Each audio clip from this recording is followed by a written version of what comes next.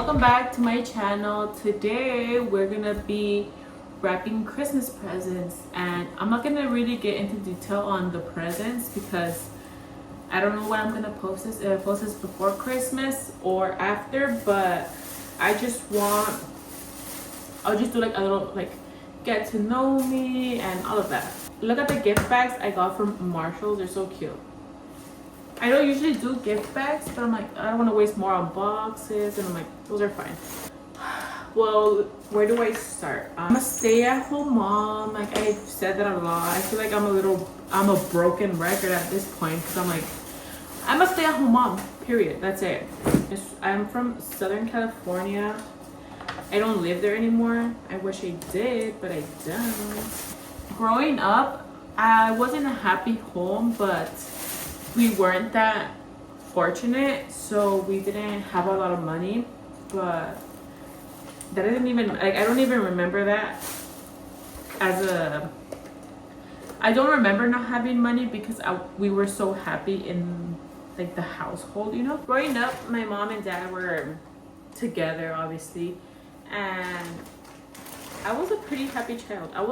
I have to say, I was a crazy child growing up because I am the second child. So you know what they say about like second childs, because they're crazy supposedly. I don't think so, but that's what they say. Growing up, I was a very shy person.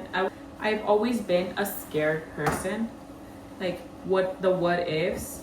I don't know if it's like a sort of trauma that I have, because even as a grown up, I'm so scared.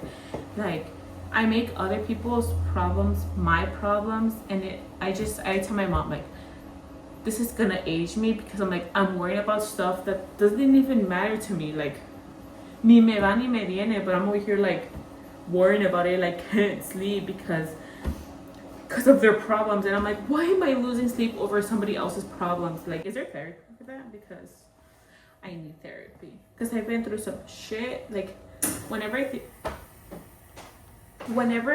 I think about my life, I don't think about it as like traumatic and compared to other people's trauma.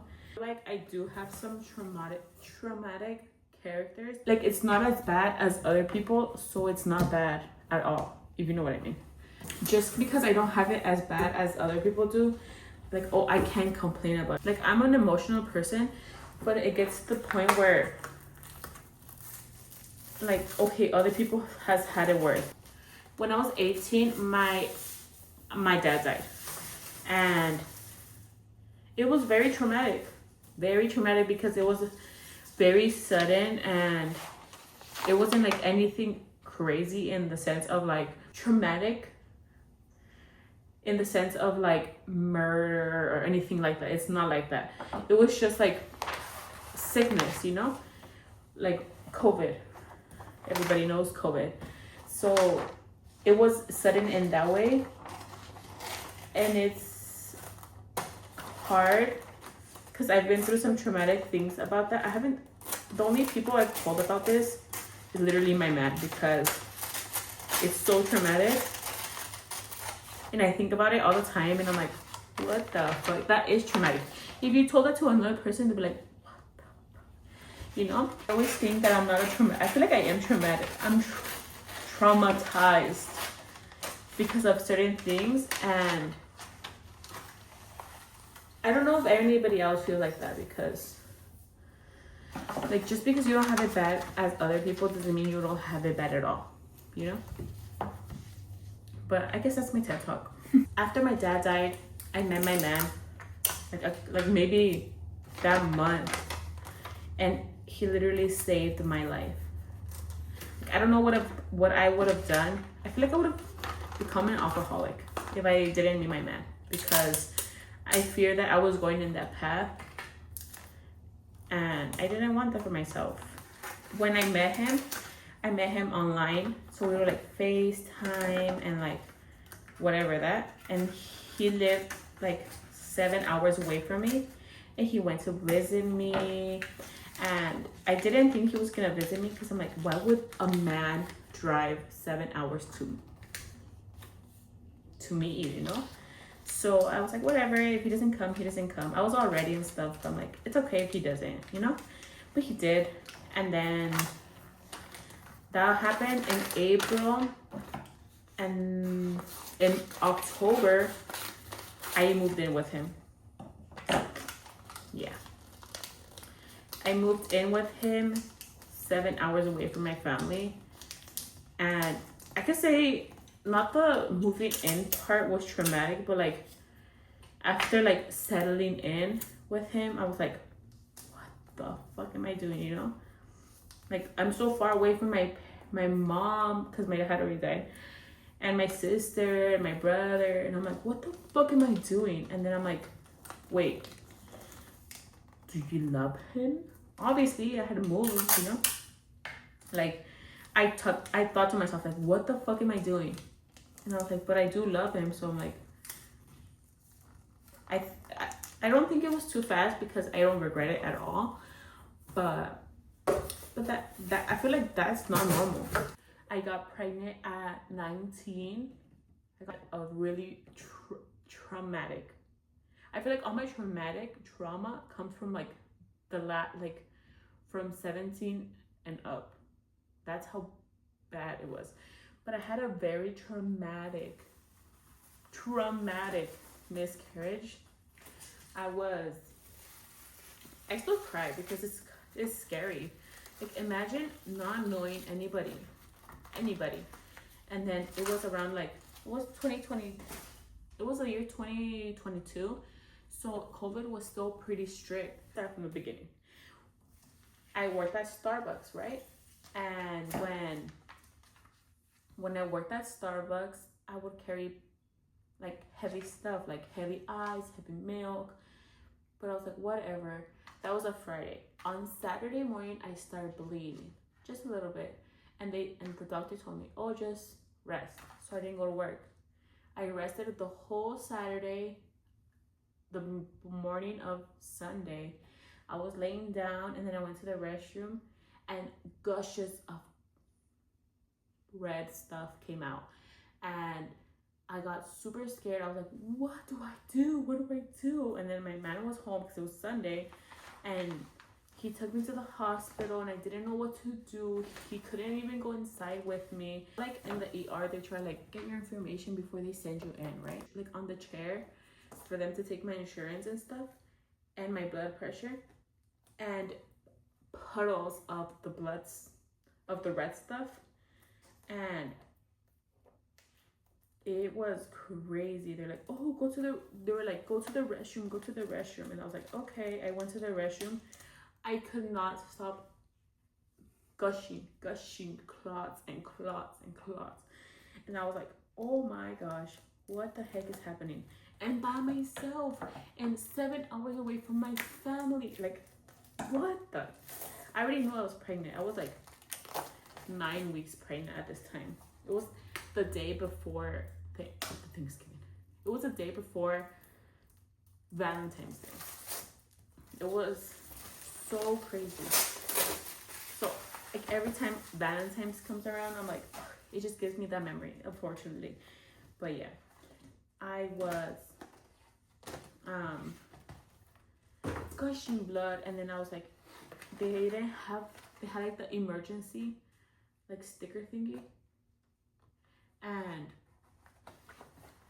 I pressed it, and then somebody, like a nurse, came and like was like, oh, what happened? And she's like, okay, let me try to help you. And like she tried to help me, and I couldn't stop. I couldn't get up because every time I would like get up, it would just like gush and gushes and it was so scary, and by myself. That's like, so when they sent me into like this room where it's like they take your information and stuff, and they're like, oh, we usually send you back into the waiting room, but I don't think I can because I'm at this point I am pale. I'm losing so much blood because I'm pale. I'm like you know, like your mouth gets all weird, like I don't know how to explain it. Like your mouth gets all weird because you're like, oh my, like you're so pale because of how much blood you lost. And they're like, you look so white. You look so white. They were telling me that. I was like, what do I do? You know, like, you're the doctor here. Me in a room in the ER, and they're telling me like, oh, you're probably miscarrying. And I was like crying because I'm like, you know, like, I'm so excited because I'm gonna have a baby, and then they tell you that, and you're like, no, like, that's not how it was supposed to happen. I was supposed to have a baby in February because that was my due date in September. And they're like, I'm so sorry, and they're like checking me, and I'm like crying and crying. And they're like, do you have anybody here? And I was like, yes, my man's outside. And they're like, okay, we're gonna try to see if we could put him in, but it's really like difficult right now because of the whole COVID. And I'm like, okay, that's fine. And they're like, oh, we're gonna go look for him. What's his name? I was like, oh, his name is blah blah blah. We got there. After that, they sent me to get an ultrasound. They did like the vaginal one because I was told very early if I was, and I would hear like heartbeats, but I guess that heartbeat was just mine. But I had like a little bit of hope that it was not mine. And then, you know how like the ultrasound technician doesn't tell you anything? They're just like, oh, just wait until the doctor sees you. And I'm like, I know, but like, you see me hysterically crying, but I'm like, I guess you can't tell me anything, right? So he didn't tell me anything, and I go back to like the room I was in, and they're like, oh yes, you're having a miscarriage. And I was bawling my eyes out, bawling. I was like, that's so bad. Like, it's because like whenever you think about like miscarriages happening to people in general, you never think it's gonna happen to you. Like, I don't know how that sounds, but like you never think it's gonna happen to you until it happens to you. So they're like, oh, you just go home and like it's gonna pass. And I'm like, that sucks. But at that point, my mom came to visit me for the first time, and she took care of me. And my man was starting a new job the next day. So like, so many things that we remember that day by. And I'm like, first of all, it was the day before Valentine's Day. And then that was his first day of work. First Valentine's Day with my man was scary because I was scared because I didn't know what to do, you know. I had 2 miscarriages that year. That sucks. That year I got pregnant 3 times. Yeah. The end of April I get pregnant again. And at this point, like in my first pregnancy, before everything happened, I was like, I'm gonna have a gender review, I'm gonna have a big baby shower, and blah blah blah, and tell everybody what the cute, like, for my man, I told him in like a little cute box that says, hi papa, hola papa. And then after having the miscarriage, I was like, I don't even want to get excited anymore because I'm scared, you know.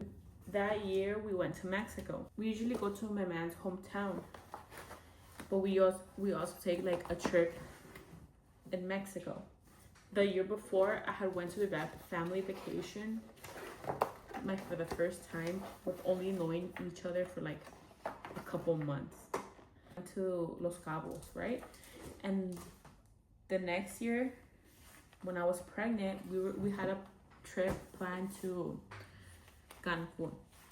And I don't know, I know it's not like the place because the place didn't actually give me a freaking miscarriage, but I couldn't like not go since we had already paid, you know.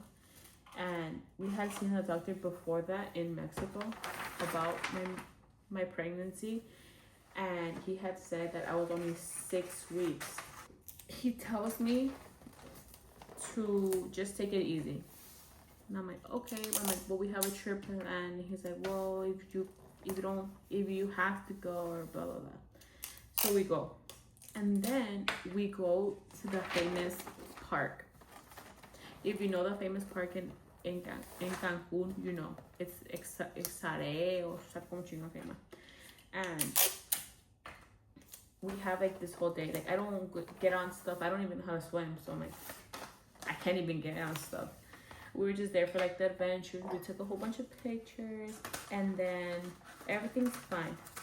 Around, I think I want to say like 7 o'clock. I think it's 7 o'clock. I go to the restroom. Everything's like dying down. Like everybody's like going to like the night activities right there at the park, and I go to the restroom, and I see a little spot of blood, and I'm like, oh fuck no. But yeah, it came back. I'm having another miscarriage. I don't know what to do. I tell my man, and he's like, well, just sit down. Like, not like in a bad way. He was just like, sit down, you know, like that's gonna help after I went around the whole park, you know. But I will sit down, and we just wait for like the bus to leave because we're staying at other hotel. And then the next day I stay in bed, like I just do nothing basically. I stay in bed. I also like go to like the pool and like sit down, you know. I sit down. I don't do nothing that whole day, and I'm still bleeding. And I was like, fuck my life. Like, why can't I have babies, you know? Like, that's what I thought. Like, that was my instinct. I was like, why am I having a whole bunch of miscarriages, and why can't I keep them in, you know? But I think that was like the next day was just our last day. We get back to like his hometown. We go back to the doctor, and he's like, yes, you are having a miscarriage, and he gives me medicine to like help me pass. And the medicine was the worst medicine I've ever taken in my whole freaking life. It gave me cramps until like I was in a ball crying, but like the ball didn't help, stretching didn't help, standing up didn't help. It was so bad. It was like, this is what I mean by like traumatic, because as I was passing this baby, it was hurting me so much in like the emotional way, the physical pain, and I'm like, why me? Like I would tell my mom and like everybody, not everybody, like my man and my mom and my sister, be like, why me? Like, why does this happen to me? You know, like, cause as I said earlier, like you never think that's gonna happen to you until it does, and it fucking sucks. Whenever I see miscarriages stories, I still cry.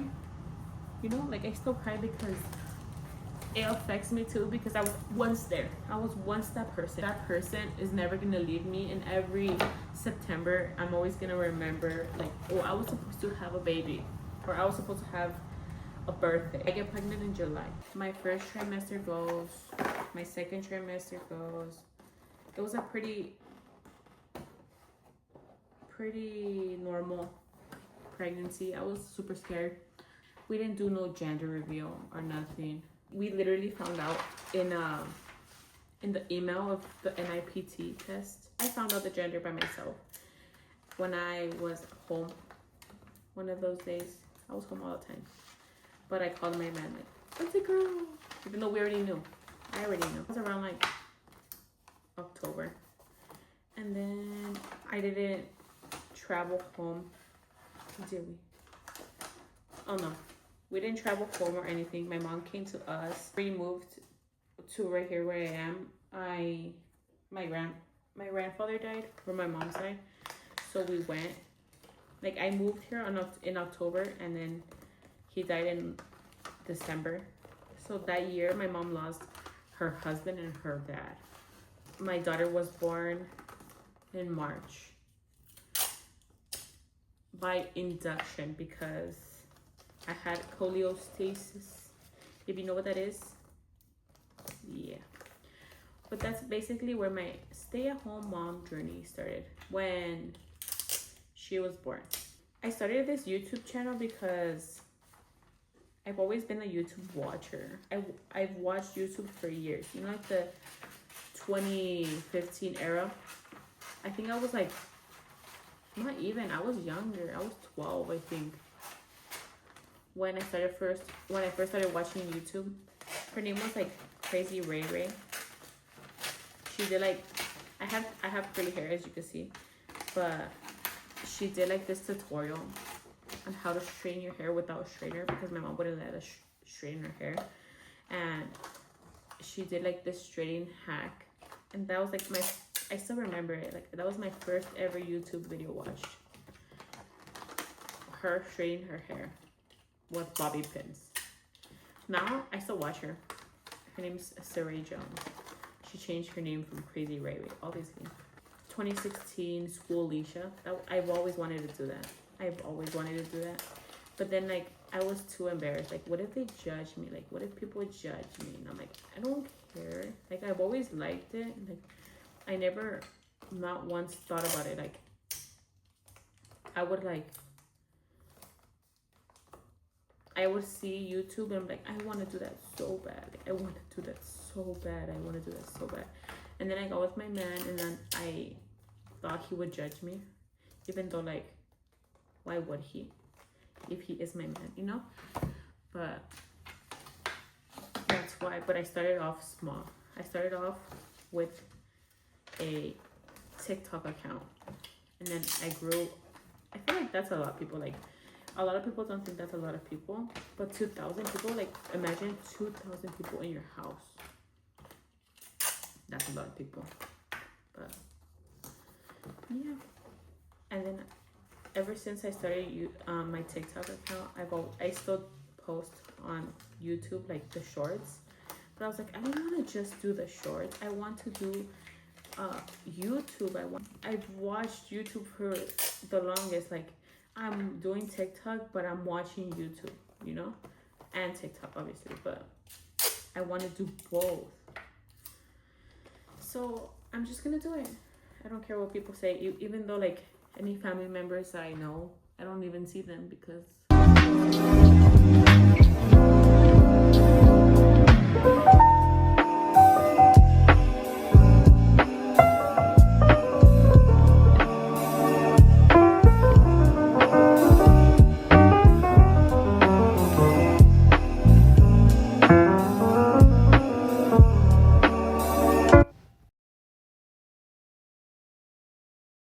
I just finished wrapping right now. I have a few in the mail, so I think it's not my last one, but I've never used only one wrapping paper. I have another one, but it's like the weird texture one, and I didn't like it. But I love wrapping presents, but I'm not good at it. But I love it. Any of the topics I talked about, like pregnant at 19, miscarriages at 19, I moved out in with my boyfriend at 19, my dad died, I live far away from my family, I am a stay-at-home mom. If you like cooking, cleaning, YouTube has healed so much sadness. It has brought me so much joy. It brings me a lot of sadness a lot too, because that's how life is, and I can't imagine my life being anything different because I fucking love YouTube. And I don't know if I can cut on here, but make sure to follow me on TikTok. I'll leave it here on the screen. I have an Instagram too, but I don't really use it, but I'm just gonna start posting all my videos on there too. And make sure to give me a subscribe, please. I love you forever. Make sure to check out my other video on how to potty train your toddler. If you know any toddler in your life that hasn't been potty trained, make sure to check out my video, and I give you 8 tips on how to potty train a toddler in 3 days. So make sure to check it out, and thank you so much, and I love you so very much, and